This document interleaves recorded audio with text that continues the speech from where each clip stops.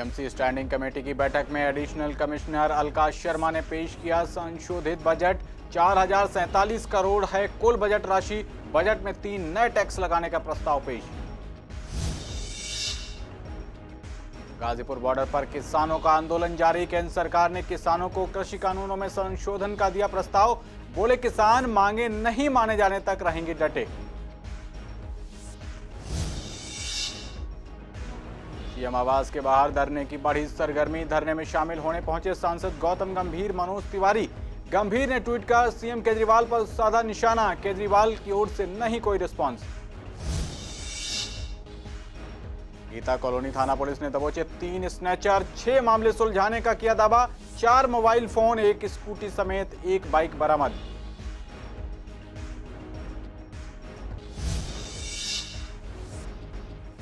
और दिसंबर में petrol diesel के दामों में 6 बार इजाफा। दिसंबर में पेट्रोल ₹1.37, डीजल ₹1.45 हुआ महंगा। बोली जनता, बजट पर पड़ रहा खास असर। नमस्कार, आप देख रहे हैं पूर्वी दिल्ली खास और मैं हूं आपके साथ पवन पांडे। इस वक्त की बड़ी खबर के साथ बुलेटिन की शुरुआत करेंगे। पूर्वी दिल्ली की स्टैंडिंग कमेटी की बैठक में एडिशनल कमिश्नर अलका शर्मा ने वर्ष 2020-21 का संशोधित बजट पेश किया। अलका शर्मा ने 4047 करोड़ का बजट प्रस्तुत किया। एडिशनल कमिश्नर ने मौजूदा टैक्सों की दरों में परिवर्तन के साथ 3 नए कर लगाने का भी प्रस्ताव पेश किया। इस दौरान एडिशनल कमिश्नर अलका शर्मा ने कहा कि नगर निगम के समक्ष नागरिक सुविधाओं के क्षेत्र में सफाई, स्वास्थ्य, शिक्षा, परिवर्तन आदि में निगम की बढ़ती हुई मांग के मुताबिक सुविधाएं उपलब्ध कराने की चुनौती है। उन्होंने कहा कि पूर्वी दिल्ली नगर निगम आय की कमी से जूझ रहा है। इसके अलावा इलाके में हुए दंगे और कोरोना की वजह से बीते वर्ष पूर्वी दिल्ली नगर निगम को कम आय हुई।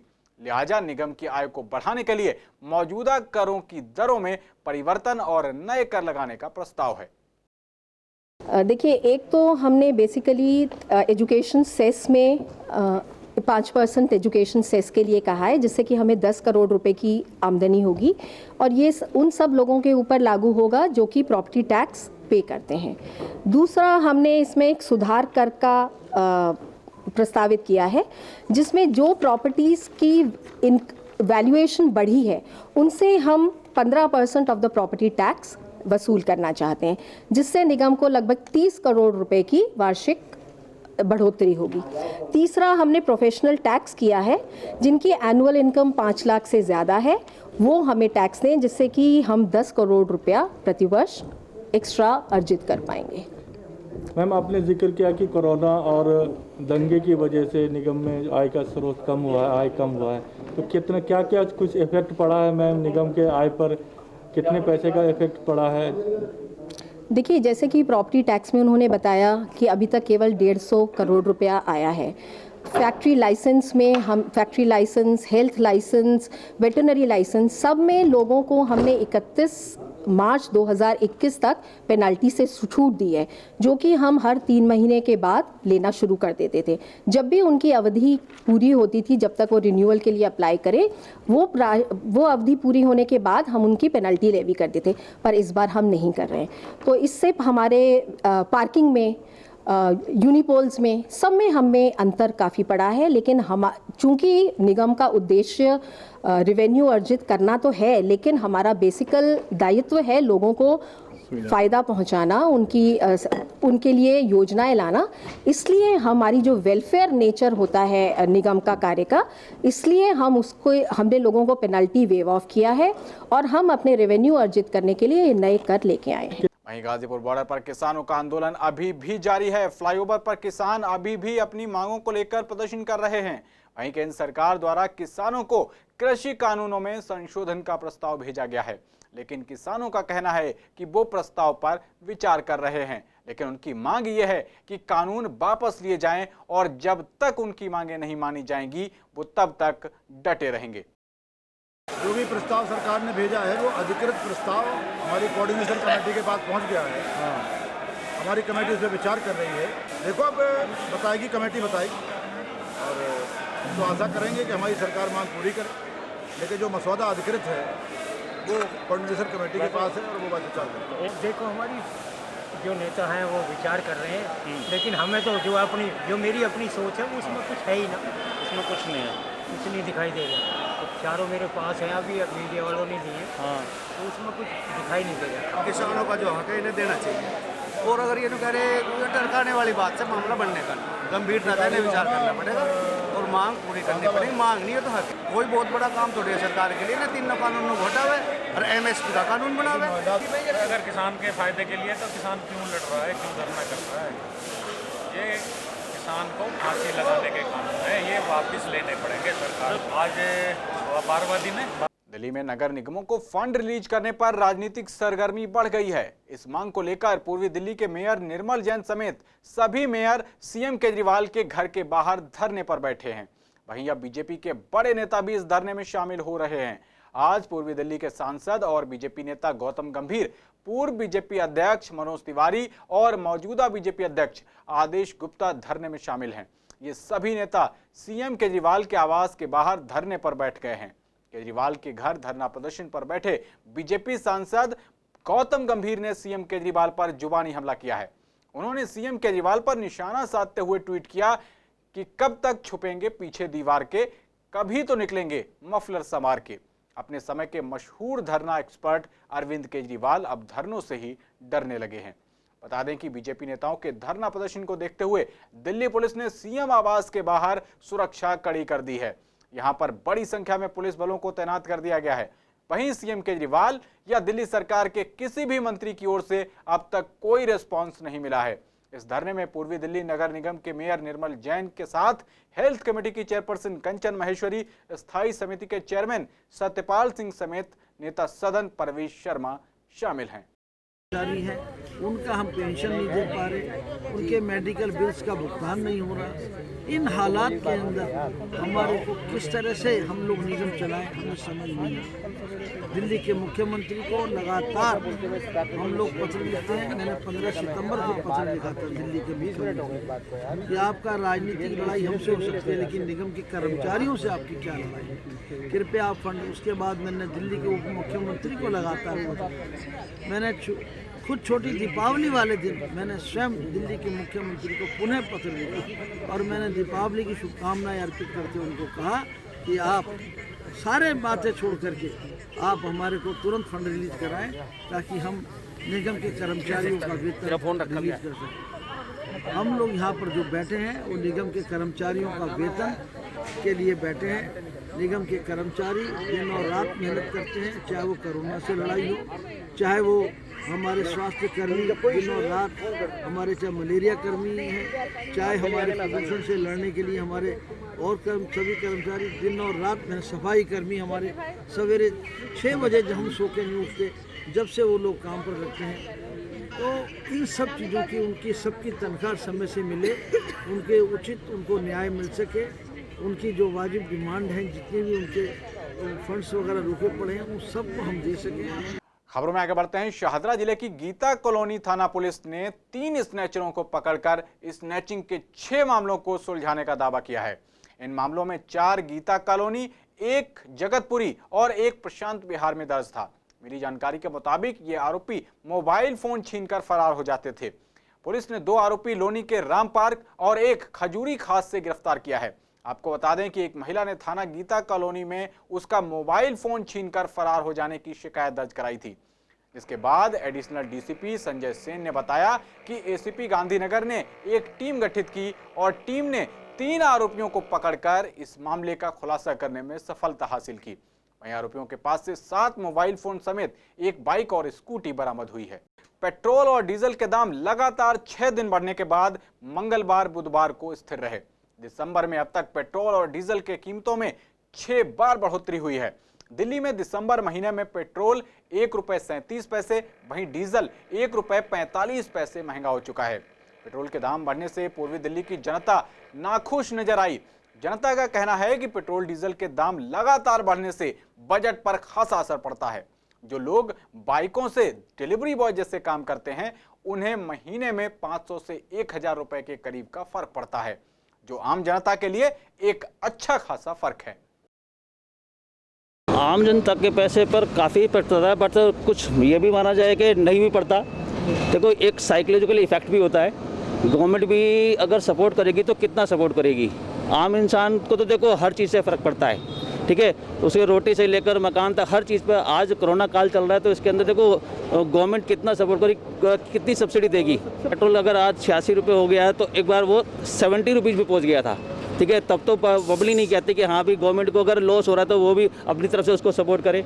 तो देखिए मेरी ये थिंकिंग है, ठीक है ना, बाकी कुछ मैं कह नहीं सकता, लेकिन मेरी ये थिंकिंग है कि थोड़ा बहुत इफेक्ट, थोड़ा बहुत हाइक होता है फिर डाउन होता है, उससे कोई इफेक्ट नहीं पड़ता, नॉर्मली चलता रहता है। बहुत ज़्यादा है, पेट्रोल की तो कीमत बहुत ज़्यादा है, नहीं फ़र्क पड़ता। काम ही सारा हमारा वही है, मतलब बाहर का ये चलने फिरने का ही, रोड पे ही है चलने का, स्कूटी का ही काम है सारा। तो कम से कम पूरे महीने का एवरेज लगाएंगे तो कम से कम 1000 रुपये का फ़र्क पड़ता है हमारे को। ऐसे पेट्रोल बढ़ रहा है जैसे 1000 रुपये में आदमी घर में अपना सब्जी ले आता, कुछ भी ले आता, जुगाड़ है। 1000 रुपये में तो महंगाई होगी, दिक्कतों को आम आदमी को पड़ती है, काफ़ी परेशान है बीजेपी से। कितना फर्क पड़ता होगा लगभग महीने में? लगातार पैसे बढ़ते जा रहे हैं, आज 83 रुपये का। देखो सिलेंडर पर पैसे बढ़े, गैस चूल्हे पे पैसे बढ़े। वहीं गाजीपुर मंडी में सब्जियों के दामों पर किसान आंदोलन का प्रतिकूल असर नहीं पड़ रहा है। गाजीपुर मंडी में सब्जी के दाम नीचे हैं। दुकानदारों का कहना है कि मंडी में माल पूरी तरह आ रहा है और कीमतों में कोई बढ़ोतरी नहीं है। वहीं मांग के मुताबिक पर्याप्त माल की सप्लाई भी हो रही है। सर हमारी मंडी में तो कोई फर्क नहीं पड़ा है, जितना अराइवल आ रहा है उतना अराइवल आ रहा है, और जबकि डाउन ही हुआ है, रेट बढ़ा नहीं है, रेट और डाउन हो गया। आलू टमाटर की बात, आलू टमाटर प्याज सब डाउन हो गया, कीमतों में कमी है बहुत कम। मतलब ये आप सीधे समझ लीजिए, आज आलू जो पैकेट बिका है 900 से 1000 रुपये पैकेट बिका है 50 किलो का, और प्याज बिका है 20 रुपये से लेकर 30 रुपये किलो के जी। पूरी की पूरी मतलब माल सप्लाई पूरा आ रहा है, कोई कमी नहीं है माल में। हमारे इधर बॉर्डर पे मंडी पड़ने के बाद कि जो भी माल कच्चा माल है वो उसको कोई रोक टोक नहीं है, क्योंकि इस टाइम जो माल आ रहे हैं वो आ रहे हैं कच्चे माल। अगर किसान रोकेगा तो माल उसको फेंकना पड़ जाएगा उसको, तो इसलिए मंडी में माल दबा के भेज रहा है। प्याज भी है कच्ची, अगर 2 दिन अगर प्याज रुकी तो ये पानी छोड़ जाएगी प्याज, तो इसलिए उसको पैसा अपना बनाना ही बनाना है किसान। अगली खबर सूरजमल बिहार से है, जहां चोरों की चोरी करने की कोशिश नाकामयाब हो गई और चोरों को उल्टे पांव वापस भागना पड़ा। चोरों ने कार का शीशा तोड़ दिया था, लेकिन किसी व्यक्ति के आने की आहट पाकर चोरों को भागना पड़ा और चोरी की कोशिश नाकामयाब हो गई। पूरा मामला विवेक विहार अंतर्गत सूरजमल विहार का है, जहां घर के बाहर खड़ी एक कार को 2 चोरों ने चोरी करने की कोशिश की। पीड़ित के मुताबिक जब वो सुबह सोकर उठा तो उसने देखा कि उसके घर के बाहर खड़ी कार का ड्राइवर साइड का शीशा टूटा हुआ था। पीड़ित ने जब सीसीटीवी फुटेज चेक किया तो पाया कि 2 चोर क्रेटा गाड़ी से आए और बड़ी सफाई से उसकी गाड़ी का शीशा काट दिया। इसके बाद चोरों ने गाड़ी स्टार्ट करने की कोशिश भी की, मगर उसी समय किसी व्यक्ति के आने की आहट पाकर चोरों को वहां से भागना पड़ा। पीड़ित का कहना है कि ऐसी वारदातें यहां आए दिन होती रहती हैं। जी, जब मैं सुबह उठा तो तब मेरे को पता चला कि मतलब जब मैंने देखा कार का शीशा नहीं है, तो मैंने सीसीटीवी देखा तो सीसीटीवी के अंदर पता चला कि मतलब 2 बंदे आए थे 4:15 बजे कल। तो उन्होंने मतलब किस चीज़ से आए थे और आपकी कौन सी गाड़ी है? वो क्रेटा से आए थे और हमारी वेन्यू है। तो कौन से एरिया की बात है ये सूरजमल विहार की बात है, हमारे घर के सामने ही कार थी। अच्छा, घर के सामने खड़ी होती है? हाँ जी जी जी। अभी गाड़ी कहाँ पर है वो अभी सही होने गई है, मतलब सर्विस सेंटर। कामयाब नहीं हो पाए थे, किस वजह से भाग गए थे? कोई अलार्म बजा है, क्या हुआ था? नहीं, कोई अलार्म नहीं बजा, बट वो स्टार्ट नहीं कर पाए कार को, तो वो थोड़ी देर के बाद मतलब 5-1 मिनट के बाद वो चले गए थे। अच्छा, इसकी FIR कराई क्या आपने? जी, FIR करवाई है हमने विवेक विहार पुलिस स्टेशन में। वहीं गांधीनगर से बीजेपी विधायक अनिल वाजपेयी ने गांधीनगर के जाम को खत्म करने को लेकर दिल्ली के उपराज्यपाल अनिल बैजल से मुलाकात की और जाम को खत्म करने की योजना पर हस्तक्षेप करने की मांग की। विधायक अनिल वाजपेयी ने कहा कि नए साल पर गांधीनगर वासियों को तोहफा मिलने वाला है, जिसमें गांधीनगर से जाम की समस्या जल्द खत्म हो जाएगी। एजुकेशन कमिश्नर से बात करके और इसकी समस्या का समाधान उसी मिलकर, और इसी तरीके से हमारे क्षेत्र में रघुवर ब्रिज से भी काफ़ी जाम की स्थिति लगती है। तो हमने ये रघुवर ब्रिज के लिए भी हमने उनको बोला है, माननीय लेफ्टिनेंट गवर्नर साहब को, और एस्टरडे ही एश्योर्ड मी कि कोशिश करूँगा कि जाम की मुक्ति गांधीनगर के लोगों को मिले, और उन्होंने इंक्वायरी भी इसके लिए कह दिया है कि रिपोर्ट मानने के लिए। जाम से मुक्ति दिलाना हमारा संकल्प है, गांधीनगर की जनता को जाम से मुक्ति मिले, इसके लिए जहाँ तक भी जाना पड़ेगा हम लोग वहाँ तक जाएंगे। और अभी इसका समस्या का समाधान 2-3 दिन में निकल जाता है। तो मेरी स्पेशल कमिश्नर ताज से बातचीत थी, तो ये टोल्ड मी कि अभी किसानों का आंदोलन चल रहा है और इसलिए पुलिस उसके अंदर काफ़ी बिजी है, और जैसे ही 1 आध दिन में किसानों का मामला खत्म होता है तो उम्मीद है कि ये गांधीनगर के अंदर। वहीं विश्वासनगर में पिछले कई महीनों से मुख्य सड़क टूटी हुई है, जिसके चलते आने जाने वाले लोगों को खासी दिक्कतों का सामना करना पड़ रहा है। सड़क टूटने की वजह से आए दिन एक्सीडेंट और जाम की समस्या बनी रहती है। स्थानीय लोगों का कहना है कि ये सड़क कई बार टूट चुकी है और टूटी होने से अक्सर एक्सीडेंट होते रहते हैं। उनका कहना है कि बरसात के दिनों में इस रोड पर गड्ढों का भी पता नहीं लगता, जिससे लोग चोटिल होते रहते हैं। वहीं इलाके के विधायक द्वारा इस रोड की तरफ कोई भी ध्यान नहीं दिया जा रहा है। सर, ये काफ़ी टाइम से रोड बहुत ज़्यादा ख़राब है और यहाँ पर कई हादसे हो चुके हैं, जिसमें कई लोगों के तो बहुत गंभीरता से चोट लग चुकी है। और आज भी सुबह बहुत तगड़ा एक्सीडेंट हुआ इस रोड के कारण ही, और इसको कम से कम 4-5 साल हो गए हैं टूटे हुए इस रोड को। अभी रिपेयर किया था, देखिए आगे चल के ये 1 साल के करीब हो गया है इसको रिपेयर करे हुए, बाकी सारा फिर दोबारा से टूट चुका है सारा। कल ही एक्सीडेंट हुआ है, एक बच्चे के इतनी बुरी तरह स्कूटी पे गिर के इतनी मेरे ख्याल से बहुत गंभीर चोट आई है। मैं तो ये कहना चाहूँगा जो विधायक साहब हमारे यहाँ के विश्वासनगर के ओम प्रकाश शर्मा जी, वो कहाँ सोए पड़े हैं। दिक्कतें तो आती हैं, जैसे ये यहाँ पर गाड़ियाँ निकलती हैं तो कई जगह खड्डे हुए हैं, जिसकी वजह से क्या होता है गाड़ियाँ इधर उधर करके निकालते हैं। कई बार इसी वजह से एक्सीडेंट भी हो जाते हैं। हम यहाँ जैसे आते जाते रहते थे तो हमने देखा काफ़ी टाइम से ऐसा ही है। पल्ला वाला रोड जो उधर वो ठीक है, हाँ छिड़काव करने आते हैं, बट रोड तो देखो आप देखो थोड़े थोड़े पैच लगा रखे हैं, मतलब एक कंप्लीट रोड नहीं बनाया, पैच लगा रखे हैं जगह जगह। 1 महीना करीब पहले एक एक्सीडेंट हो गया था इधर सरदार जी का, मैं अस्पताल लेके गया, 11 बजे छुट्टी हुई है, उसे होश नहीं। ये सरकार क्या देख रही है बताओ? ये देख लो क्या, ये देखो आप देखो कितना भाई साहब, उस आदमी को डॉक्टर से पता करता हो सिर्फ 2 मिनट नहीं लेता, राम जी को प्यारा था। मगर इसके बारे में देखो, जिसके हाथ में भी है, या तो निगम पार्षद हो, MLA साहब हो, कोई भी इसे करवाओ, जो पैसा खर्च करते हैं सरकार हमारे तुम्हारे जैसे जाता है, इसे तो पूरा करवाओ। कितना टाइम लगेगा इस रोड को? कम से कम नहीं भाई साहब 3 महीने हो गए, 3 महीने कंटिन्यू इस रोड को देख रहे हो, लचकी आते सर फटता है बंदे का। इस बुलेटिन में मेरे साथ इतना ही। बाकी खबरों के लिए देखते रहिए CCN। नमस्कार।